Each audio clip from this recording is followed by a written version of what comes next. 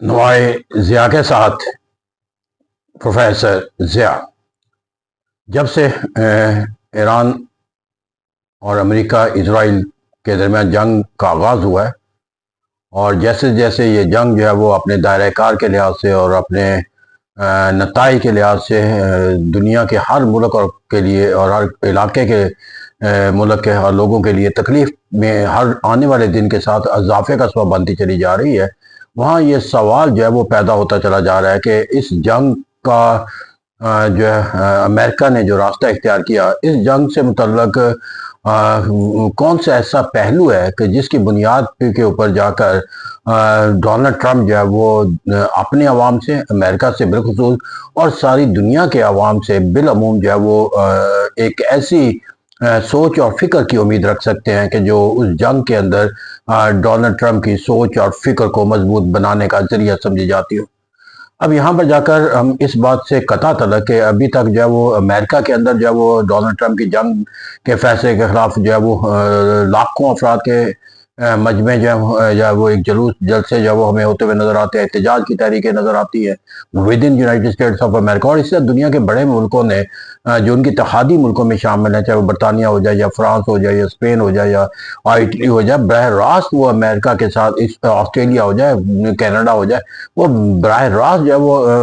America से मुखातब करते हुए ये वाज़ह करते आते हैं वो इस जंग के अंदर शामिल होने के लिए तैयार हूँ। यही वजह है कि अमेरिका जो है वो रिएक्शन के तौर पर जो है वो अपने आप को यूरोप से अलहदा, नेटो से अलहदा होने का तस्वर जो है वो देता नजर आता है।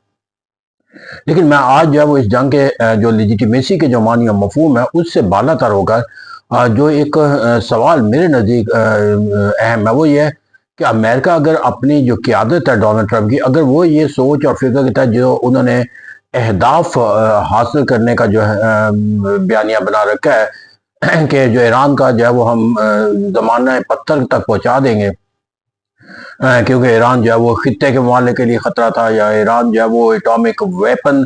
हासिल करने की कोशिश कर रहा था, अमेरिका के ख़िलाफ़ वो सरगर्मी अमल था, उसका जो न्यूक्लियर प्रोग्राम है, जो इसका मिसाइल प्रोग्राम है,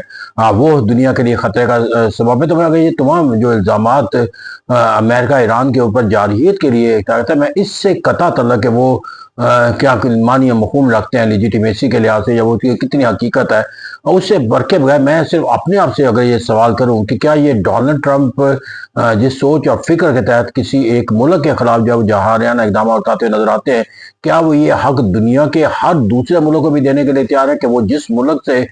ये तस्वर इख्तियार कर ले कि वो उसके लिए खतरा है, या वो दुनिया के लिए खतरा है, या वो एक ऐसे मिसाइल टेक्नोलॉजी हासिल कर रहा है, या वो एक एटॉमिक प्रोग्राम का लॉन्च करता हुआ नजर आता है कि जिससे खित्ते के मालिक या वो, तो इस अगर एक ऐसा मुल्क जिसका उस खित्ते से भी ताल्लुक ना हो, जिसकी जुराफे सरहदें भी ईरान से ना मुंसलिक होती हो, लेकिन वो एक ऐसी जारहाना अज़ाइम लेकर जाए उसके सरहद को ना सिर्फ पहुंच जाए बल्कि उसके खिलाफ जो है वो जारहाना इकदाम करके तबाही और बर्बादी की एक बदतरीन कहानियां जो रकम करता हुआ नजर आओ, फिर बयानिए के साथ कायम हो कि हम इसे पत्थर के ज़माने में धकेल देंगे, ये दोबारा अब ये जो अमल है वो सिर्फ ईरान के खिलाफ नहीं हो रहा, क्योंकि रियासत आज खुद जो है वो कोई मानी या मफहूम नहीं रखती। रियासत जो है वो अफराद का मजमुआ होता है, और इस तरह रियासत के खिलाफ होने वाली सरगर्मी दरअसल किसी कौम के खिलाफ सरगर्मी होती है। तो ईरानी कौम जो है वो अफराद का मजमुआ है, उन अफराद के जो हकूक है उन हकूक की पामाली का तस्वर, या उन अफराद के साथ वाबस्ता मफादात को नुकसान पहुँचाकर जो है वो किसी ईरान को नुकसान पहुँचाना मकसूद तो नहीं। दरअसल एक कौम को जो है वो ज़माना पत्थर से धकेलने की ज़रूरत है। और एक तरफ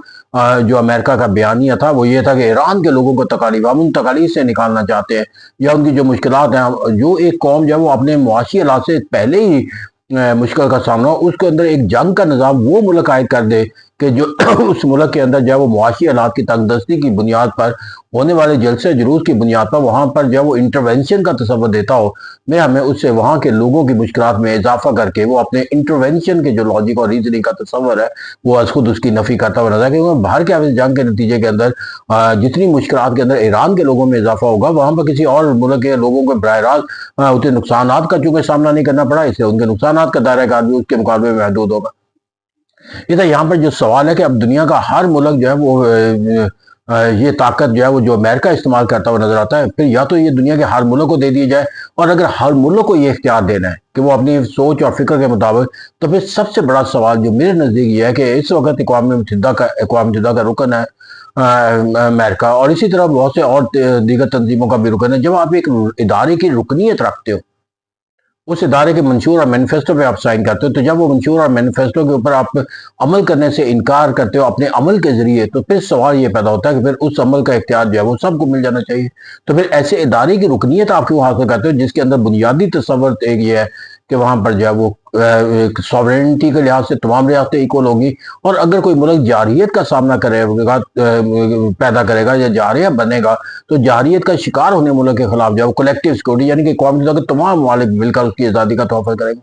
तो यहाँ पर तो तमाम दुनिया के ममालिक एक तरफ है कि जो उस ईरान के साथ अपनी सोच और फिक्र का जाविया बनाते हुए नजर आते हैं, और एक मुल्क जारियत करके जो है वो अपने अगराज़ व मकासद की जो है वो जस्टिफिकेशन जो है वो कायम करने की जो है वो असूल पर कायम नजर आता है। तो इसका कहते हैं ईरान का जो हालात वाक़यात का उनके सामने है, उन हालात वाक़यात के अंदर अगर ये देख लिया जाए कि अगर ये अमल जो है वो दुनिया का हर मुल्क या कम से कम वो मुल्क जो ये अमल करने की ताकत और सलाहियत रखते हैं, या वो अपने इर्द गिर्द के इलाकों के मुल्कों के ऊपर वो ऐसा अमल कर सकते हैं, तो फिर दुनिया के अंदर जो है वो जारहियत को रोकने के लिए कौन सा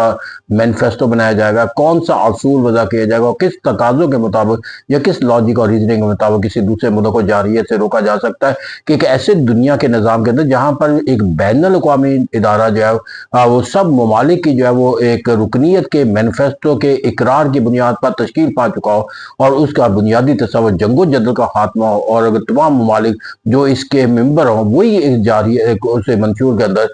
जो इक्वल सॉवरेनिटी का तस्वर को वायलेशन करता हुआ नजर आए, तो मैं यहाँ पर ईरान का जो अमल है वो अमेरिका का जिसका सामने होता है वो तो एक अपनी जगह पे, लेकिन अगर ये इख्तियार जो है वो दे दिया जाए अमेरिका को, तो फिर वाई नॉट द ईरान जो है उसको ये इख्तियार ना हासिल होना चाहिए कि वो अपना हुर्मुज़ को रोके, या वो अपने खित्ते के बाकी जो कमजोर ममालिक है उनको हड़प करने की कोशिश करे। तो अगर अमेरिका जो है वो अग्रेंडाइजमेंट इख्तियार कर सकते हैं, तो वाई नॉट अगर वो ये कहते हैं कि ये हमारी ताकत सबसे ज्यादा है, तो उस ताकत का जो मुकाबला कर सकता है या जो उस सतह की ताकत वो हासिल कर ले, तो फिर दुनिया के पास वाहिद जरिया रह जाएगा कि वो अपने आप को जहाँ पर न्यूक्लियर नॉन प्रोलिफरेशन का कॉन्सेप्ट रखते हैं उससे निजात हासिल करें, और फिर अपने आप को न्यूक्लियर पावर बनाकर अगर वो बैलेंस ऑफ पावर नहीं रख सकते तो बैलेंस ऑफ टेरर का इस्तेमाल करें, और फिर दुनिया जो है वो हमें उसी सिमत की तरफ जाती हुई नजर आएगी कि जहाँ पर जो है वो माइट इज राइट का कॉन्सेप्ट होगा कि लेट्स होप के जो डोनाल्ड ट्रंप की पॉलिसी है, जिस तरह हमें उनके अपने मुल्क के अंदर जो है वो एक एहतजाज का कैफियत नजर आती है, वो प्रिवेल नहीं करेंगी in term of the United state policy के तौर पर। तो with the passage of time America खुद जब वो डोनाल्ड ट्रंप की सोच और फिक्र से अपने आप को आइसोलेट करके एक ऐसे दुनिया के निज़ाम को तश्कील देने का तस्वर कायम करेगा जो शायद दूसरी जंग अजीम के बाद जो है वो महसूस किया गया था कि कायम होना चाहिए, और आज के हालात वाक़यात के अंदर उस निज़ाम को मज़ीद मुस्तहकम बनाने की जितनी ज़रूरत है वो पहले कभी नहीं थी, और ये उसी वक्त कायम हो सकता है जब दुनिया के अंदर जो फैसला साजी का इख्तियार है वो किसी ताकतवर मुल्क को ना दिया जाए, बल्कि कलेक्टिव विजडम के तहत और इदारों के तहत तश्कील पाए। Thank you very much.